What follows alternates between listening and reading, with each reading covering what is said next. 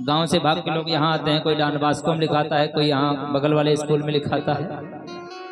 लेकिन भगवान श्याम सुंदर विद्या अध्ययन करने के लिए कहाँ गए? गर्गाचार्य जी महाराज ने ये निर्देश दिया।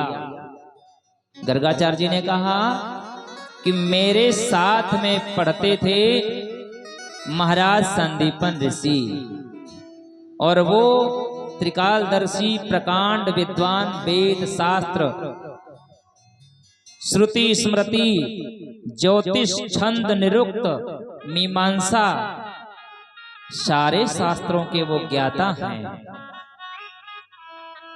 और मेरे मित्र भी हैं। तो उनके यहाँ आप विद्या अध्ययन करने के लिए भेजो। और वो कहाँ हैं? उज्जैनी के नगर में। उज्जैन नगर अर्थात अवंतिकापुरी, जो क्षिप्रा नदी के तट पे बसा हुआ है, वहां पर इनको भेजो उच्च शिक्षा प्राप्त करने के लिए।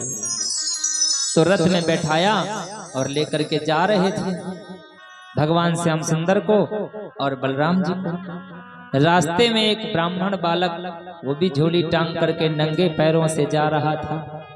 वो कोई दूसरा नहीं, वो सुदामा जी ही थे। उनको भी उसी रथ में बैठा लिया और जाकर के गुरुकुल में रहने लगे, विद्या अध्ययन करने लगे। साथ में रहना, विद्या अध्ययन करना। और विद्या अध्ययन करने के उपरांत जब विद्या पूर्ण हो गई, गुरु जी की सेवा करते रहे। विद्या पूर्ण हो गई, 16 दिनों में 16 कलाओं को सीख लिया।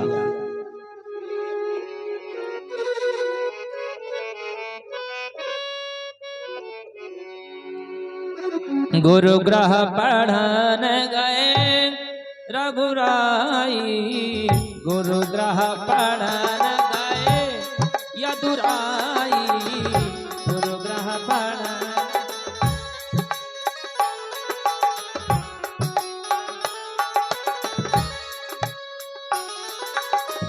अल्प काल विद्या सब पाई, अल्प काल विद्या सब पाई, गुरु ग्रह पढ़न गए यदुराई, गुरु ग्रह पढ़न गए।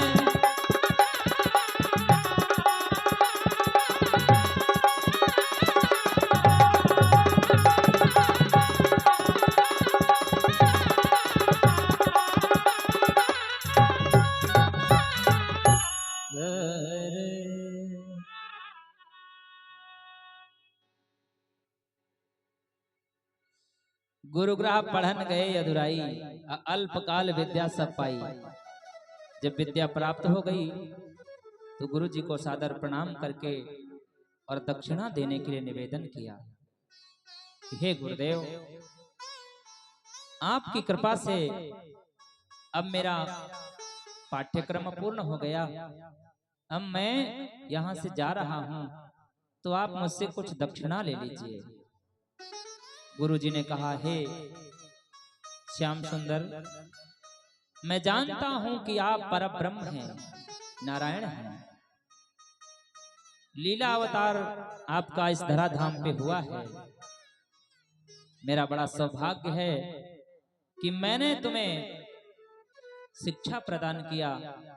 मैं स्वयं आपका गुरु बन करके, और आपने मेरा शिष्यत्व स्वीकार किया। यही मेरा परम सौभाग्य है। इसलिए मैं आपसे क्या दक्षिणा लूं? भगवान श्याम सुंदर ने कहा, गुरु जी, आपने ही पढ़ाया है कि किसी भी प्रकार का यज्ञ किया जाए, होम यज्ञ करने के बाद में आचार्य को दक्षिणा जरूर समर्पित करना चाहिए। भोज यज्ञ अर्थात भोजन कराने के बाद में जिस ब्राह्मण को भोजन कराओ, जिसको भी भोजन कराओ, उसको दक्षिणा जरूर देना चाहिए, ताकि आपका भोज यज्ञ पूर्ण हो सके। किसी से ज्ञान लेने के उपरांत अर्थात विद्या अध्ययन करने के उपरांत यदि आपने उसे दक्षिणा नहीं दिया, तो वह आपका ज्ञान यज्ञ अपूर्ण होगा। इसलिए महाराज, कुछ तो आप मुझसे निर्देश दीजिए। आज गुरु संदीपन ऋषि कहने लगे, लाला, यदि तुम कुछ देना ही चाहते हो तो जाओ अपनी गुरु माता से जाकर के निवेदन करो। वो जो तुम्हें आज्ञा देंगी तुम वही ला करके उन्हें दे देना। मैं स्वयं कुछ नहीं कहना चाहता। गुरु मैया के शरण में गए भगवान श्याम सुंदर और हाथ जोड़ के निवेदन करने लगे कि मैया, अब मैं यहाँ से विदा लेने वाला हूँ। गुरु जी ने आपके पास भेजा है, इसलिए आप मुझे बताएं कि मैं कौन सा दक्षिणा आपको दूं जिससे मेरी पढ़ी हुई विद्या सफल हो जाए। गुरु मैया रोने लगी, आंसू बहाने लगी और कहने लगी, लाला कोई दक्षिणा मुझे नहीं चाहिए, परंतु यदि तुम ऐसा हट कर रहे हो तो मैं तुमसे कहती हूँ लाला कि यदि मेरा बालक आज जीवित होता तो तुम्हारी उम्र का हो गया होता। दैव योग से मेरा बालक समुद्र में स्नान के लिए गया था, आज तक वापस नहीं आया। हे श्री कृष्ण, तुम बड़े बलशाली हो, तुमने गोवर्धन पर्वत को धारण किया, बड़े बड़े कार्य तुमने संपन्न किए हैं ब्रजमंडल में, और मथुरा नगरी का तुमने उद्धार भी किया है। इसलिए मैं आपसे यही निवेदन करती हूं, यदि हो सके तो मेरे उस पुत्र को ला करके मुझे समर्पित कर दो, तो मैं उसको गुरुदक्षिणा के रूप में प्राप्त कर लूंगी। भगवान श्याम सुंदर ने कहा, ऐसी बात है माता, तो मैं अवश्य आपके पुत्र को ला करके दूंगा। भगवान श्याम सुंदर और बलराम जी दोनों ने यमराज की संयमनी पुरी के ऊपर आक्रमण कर दिया, अर्थात प्रस्थान कर दिया। वहां संयमनी पुरी में जाकर के जब पहुंचते हैं, ज्यों-ज्यों पास में पहुंचने लगे, पहले तो भगवान श्याम सुंदर और बलराम जी समुद्र के किनारे गए कि समुद्र में डूबा था बालक, तो समुद्र के किनारे जाकर के उससे निवेदन किया कि हे रत्नाकर, यदि तुम्हारे इस गर्भ में अर्थात इस अथाह जल में मेरे गुरु का पुत्र हो तो यथाशीघ्र वापस कर दो। रत्नाकर सागर प्रकट हुआ, निवेदन करने लगा कि हे त्रिलोकीनाथ, आपने मुझे रत्नाकर कह के संबोधित किया है, अर्थात मैं रत्नों की खान हूं, मैं स्वयं किसी की दी हुई भेंट को कभी स्वीकार नहीं करता, इसलिए आपके गुरु का पुत्र हमारे अंदर नहीं है।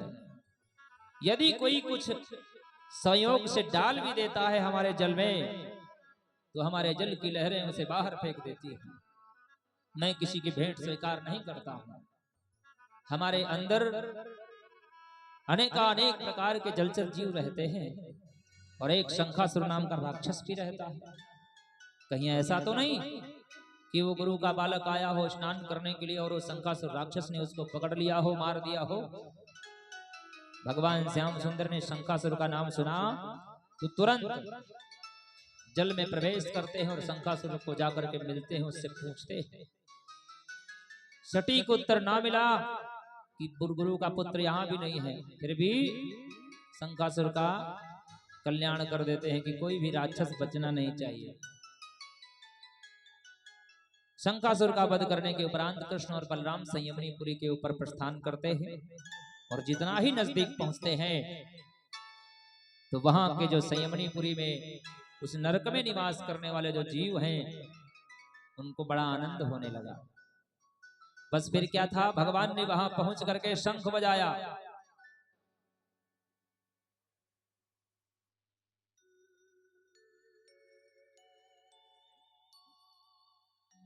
तो ज्यों ही शंख बजाया संयमनी पुरी हिल गई। तुरंत यमराज ने विचार किया कि आखिर कौन आने वाला है, भगवान श्याम सुंदर का शंख और यहाँ इस समय ऐसा क्या है। तुरंत अपने सिंहासन से उठे और जाकर के भगवान श्याम सुंदर का स्वागत किया। बस महाराज यहाँ आने का कारण बताइए और इसके बाद आगे अंदर मत जाइए, क्योंकि जो ही आप अंदर जाएंगे तो मेरा जितना ये नरक है वो सब का सब पूरा खाली हो जाएगा। आपके दर्शन मात्र से सब दिव्य धाम चले जाएंगे। भगवान ने कहा कि हे धर्मराज, यदि आपके यहाँ जिस हाल में भी मेरे गुरु का पुत्र हो तो उसे ला करके मुझे समर्पित कर दो, क्योंकि वह पुत्र मुझे गुरुदक्षिणा के रूप में गुरु माता को समर्पित करना है। यमराज ने बात मान ली, गुरु का पुत्र ला करके समर्पित कर दिया। भगवान श्याम सुंदर और बलराम जी ने वो गुरु का पुत्र ला करके और गुरु माता को समर्पित कर दिया। गुरु माता बड़ी प्रसन्न हो गई, हृदय से लगा लिया अपने पुत्र को और लाला कन्हैया को खूब आशीर्वाद प्रदान किया। अब तो भगवान श्याम सुंदर आ गए और मथुरा में निवास करते हैं। भगवान श्याम सुंदर जब यहाँ आ गए, मथुरा में निवास करते हैं, तो भगवान श्याम सुंदर को अब मथुरा में अच्छा नहीं लगता है। मथुरा में उनका मन नहीं लगता है, उनको माता यशोदा की याद आ रही है। अब विचार करती है कि मेरी मैया ने आज भी माखन निकाल के रखा होगा मुझे खिलाने के लिए। कितने दिन हो गए मैंने मैया के हाथ का बिलाया हुआ माखन नहीं खाया। कितने दिन हो गए मैं जमुना पुलिन पे बंसी बजाने के लिए नहीं गया। और कितने दिन व्यतीत हो गए मैंने अपने मित्र मंडली के साथ में कोई खेल कूद नहीं किया। वो ब्रजांगनाएं, ब्रज गोपियां जो मेरे नित्य दर्शन के लिए आया करती थी और तब जाकर के दही बेचने जाती थी, आज मुझे संपूर्ण ब्रजमंडल की याद आ रही है। वहीं पर एक परम विद्वान जिनके अंतःकरण में विद्या का बड़ा अहंकार भी था, जिनका नाम है उद्धव जी महाराज। तो उद्धव जी महाराज ने बहुत समझाया भगवान श्याम सुंदर को, आखिर क्या है उस जंगल में। अरे यहाँ तो इतना सुंदर महल है, सारी सुखापभोग की सामग्रियां हैं, सब कुछ आनंद ही आनंद है, फिर भी आपका मन यहाँ नहीं लगता। कहा ये उद्धव,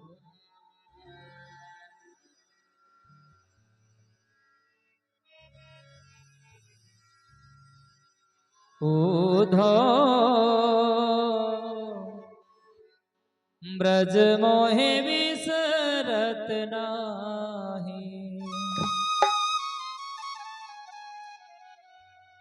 हे उद्धव जी, वो ब्रज मुझे भूल नहीं रहा है। हंस सुता की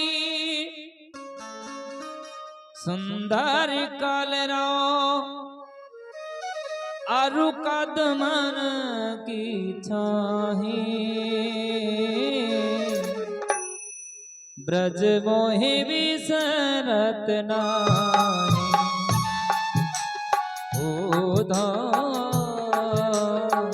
ब्रज मोहि विसरत नाही।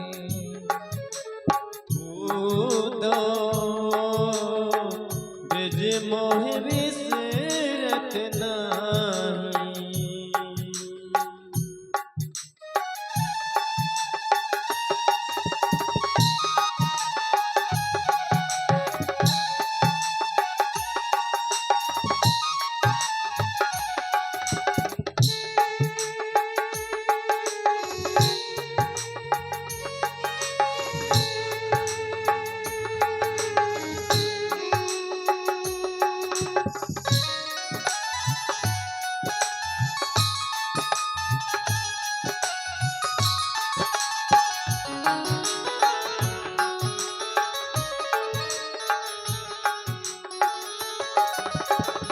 यह मथुरा कंचन की नगरी, मणिमुक्ता यही माही।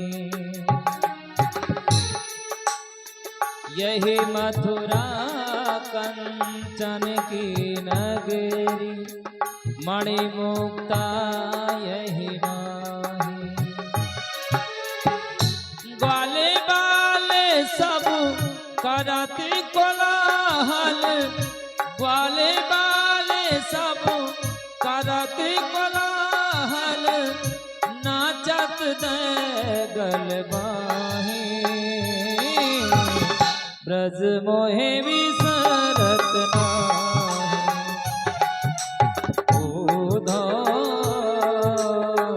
ब्रज मोहे विसरत नाही।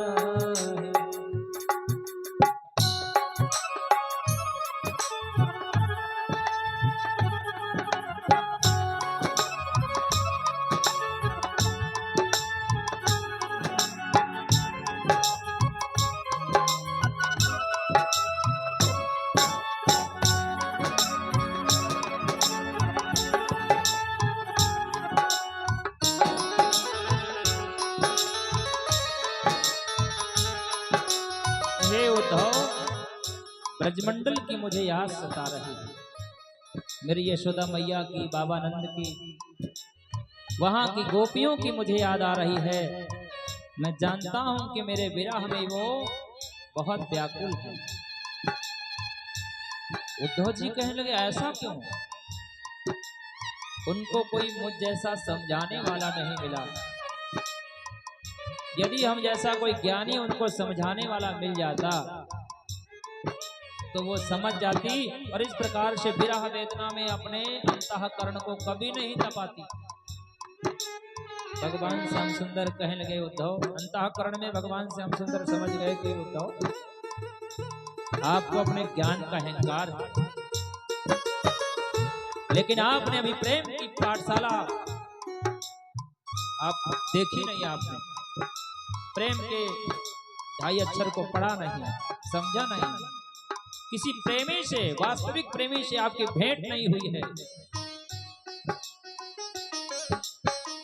प्रेमो प्रेमो सब कोई कहे, प्रेमो न जाने को,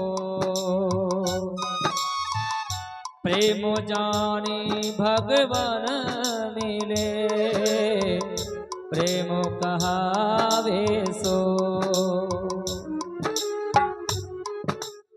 उद्धव जी को भेजा भगवान श्याम सुंदर ने कि जाओ और वृंदावन चले जाओ, वहां गोपियों का, ग्वाल बालों का, यशोदा मैया का, सबका हाल चाल लेकर के चले जाओ। अब उद्धव जी भाई पत्र एक लिख करके तैयार करते हैं सबके लिए कि हम बताओ किसके किसके लिए क्या क्या लिखना है, क्या क्या संदेशा देना है, वो सब मुझे बताओ। भगवान श्याम सुंदर बताते गए, उद्धव जी ने बहुत लंबी लिस्ट बना के और चल दिए। और जब जाकर के वहां पहुंचते तो वहां जब पहुंचे तो क्या देखा, गोपियां वहां बैठी हैं और एक भंवरा इस फूल से उस फूल पे जाता है, कुछ क्षण इस पे कुछ क्षण उस पे ऐसे बैठ करके इधर उधर भटक रहा है। गोपियां कहती हैं जैसे ये भंवरा है ना वैसे ही अपना श्याम सुंदर है, देखो किसी एक जगह नहीं ठहरता, इस पुष्प के ऊपर, इस फूल के ऊपर, उस पे, इस कली पे ऐसे करता है। इसलिए मैं जानती हूं कभी काले के ऊपर भरोसा नहीं करना चाहिए। कृष्ण भी काला है और ये भंवरा भी काला है, इसलिए कभी काले के ऊपर भरोसा नहीं करना चाहिए। बहुत व्याकुल बैठी हैं सब। उसी समय उद्धव जी महाराज बढ़िया तिलक लगा करके, माला पहन करके, कुंडल धारी, पगड़ी धारी और पीतांबर धारी, उस सब ने देखा कि लगता है कि भगवान श्याम सुंदर स्वयं आ गए हैं। उनके स्वरूप को देख करके बहुत आनंदित हो गई गोपियां, सब दौड़ के पहुंच गए।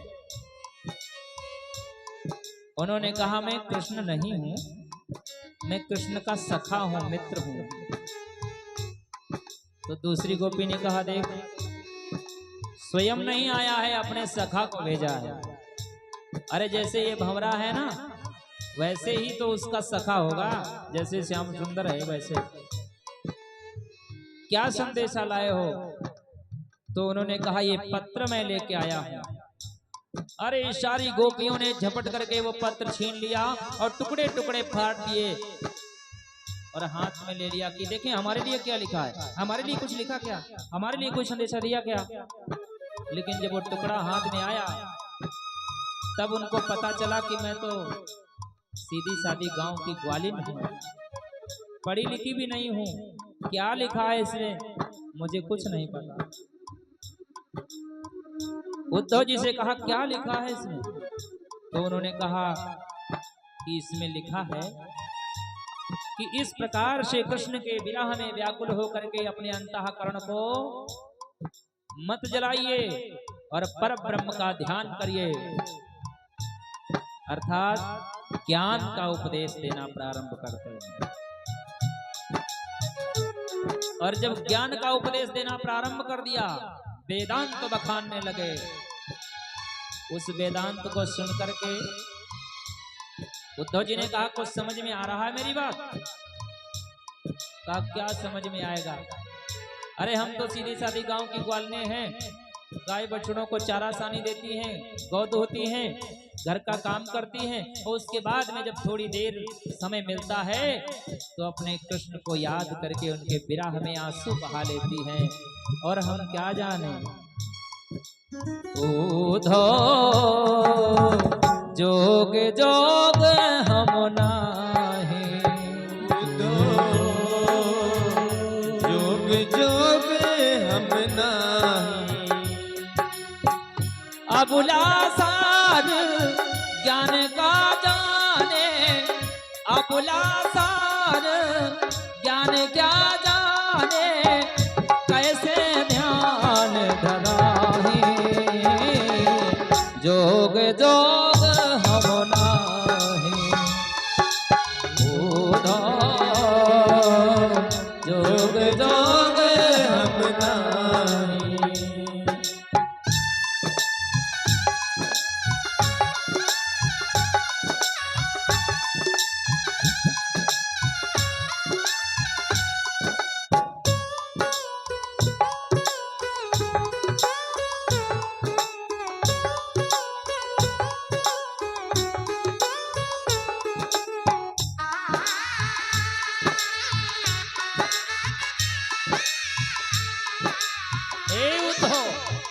तुम कहते हो आंखें बंद करके मैं बैठूं, शरीर पे भस्म लमाऊं और कानों में कुंडल लटका लूं, जोगी बन करके हठ योग करूं, गर्मी में पंचाग्नि तापूं, जाड़े में ठंडे जल में खड़े होकर के तपस्या करूं। ये जो ज्ञान बता रहे हो ना, ये सब हमारे बस की बात नहीं है। ऐसी कथा कपट की मधुकर हम ते सुनी न जाए। अब तुम अपना ये कुथन्ना बंद कर लो। ये जो कुछ तुम कह रहे हो ये कुछ समझ में नहीं आता। ये तो प्रेमों की बात है उद्धव, बंदगी तेरे बस की नहीं है। ये तो प्रेम की बात है उद्धव, बंदगी तेरे बस की नहीं है। यहाँ सर दे के होते हैं सौदे, तो यहाँ सर दे के होते हैं सौदे। आशिकी इतनी सस्ती नहीं है, ये तो प्रेम की बात है उद्धव।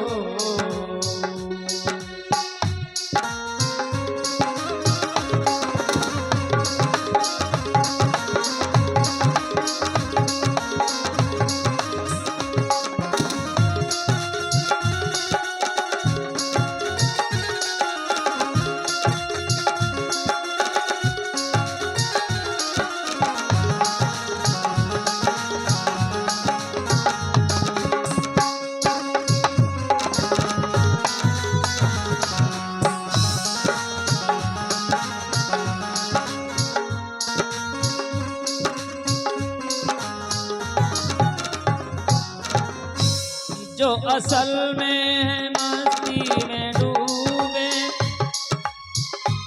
उन्हें क्या परवाह जिंदगी की। जो असल में है मस्ती में डूबे, उन्हें क्या परवाह जिंदगी की। जो उतरती है चढ़ती है मस्ती, जो उतरती है चढ़ती है मस्ती, वो हकीकत में मस्ती नहीं है। ये तो प्रेम की बात है उद्धव, बंदगी तेरे बस की नहीं है। सर दे के होते हैं सौदे, आशिकी इतनी सस्ती नहीं है। ये तो प्रेम की बात है उद्धव।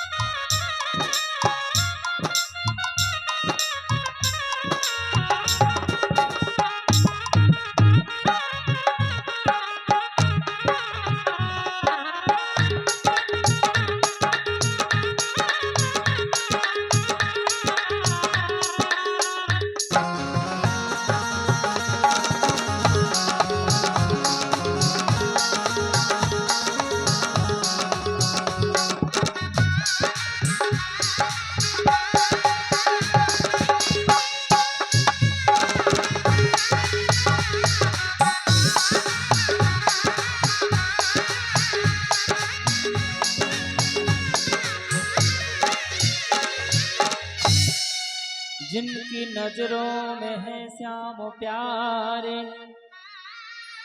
वो तो रहते हैं जग से न्यारे। जिनकी नजरों में मोहन समाया, वो नजर फिर तरसती नहीं है। हे उद्धव जी, हम तुम्हारे ज्ञान को लेकर के क्या करेंगे? प्रेम न बाड़ी उपजे, प्रेम न हाट बिकाए, राजा प्रजा जहि रुचे तो शीस दे ले जाए। इसलिए हम तो बस सीधी सादी गांव की ग्वालिनी हैं। बस श्री कृष्ण के विरह में व्याकुल होना ही हमें अच्छा लगता है, और उनके विरह में तपना ही मुझे अच्छा लगता है। उद्धव जी ने ऐसा हाल देखा, सोचा कि एक दो हो तो समझाएं। यहाँ तो पूरे कुआं में भांग पड़ी है, सबके सब एक ही माला जप रहे हैं, तो हम क्या इनको समझाएंगे। उद्धव जी बेचारे निराश होकर के वहां से वापस लौट आए। ज्यादा विस्तार करने का समय नहीं, वापस लौट आए। भगवान श्याम सुंदर की तरफ पूछे क्या हुआ, ज्ञान दे दिया उन लोगों को? उद्धव जी लज्जित हो गए कि वास्तव में ज्ञान अलग चीज है और प्रेम अलग बात है। भागवत भगवान की जय, वृंदावन बिहारी लाल की जय।